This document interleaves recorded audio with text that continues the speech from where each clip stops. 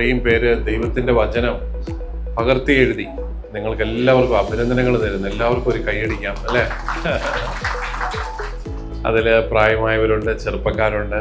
എല്ലാവരെയും ദൈവം സമൃദ്ധമായിട്ട് അനുഗ്രഹിക്കട്ടെ എന്ന് പ്രാർത്ഥിക്കുന്നു. ദൈവത്തിൻ്റെ വചനം പുതിയ നിയമത്തിലേക്ക് വരുമ്പോൾ നമ്മൾ പറയുന്നത് സുവിശേഷമാണ് അല്ലേ? സുവിശേഷം, ഗുഡ് ന്യൂസ് ആണ്, നല്ല വാർത്തയാണ്.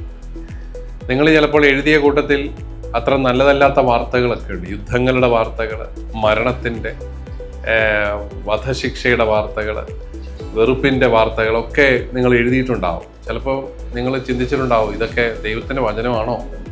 ഇതൊക്കെ ദൈവത്തിൻ്റെ വചനമാകാൻ സാധ്യതയുണ്ടോ? പക്ഷേ ഏറ്റവും വലിയ സുവിശേഷം എന്താണ്? ദൈവം നമ്മോട് കൂടെ എന്നുള്ളതാണ് അല്ലേ? യുദ്ധങ്ങളിലും ദുരിതങ്ങളിലും വെറുപ്പിലും വിദ്വേഷത്തിലും സ്നേഹത്തിലും സാഹോദര്യത്തിലും എല്ലാം ദൈവം നമ്മോട് കൂടെ. ദൈവത്തിൻ്റെ സാന്നിധ്യം തിരിച്ചറിഞ്ഞ് തമ്പുരാനിലേക്ക് കടന്നു വന്നവരെല്ലാം രക്ഷിക്കപ്പെടുകയാണ്. ഇതാണ് സുവിശേഷം.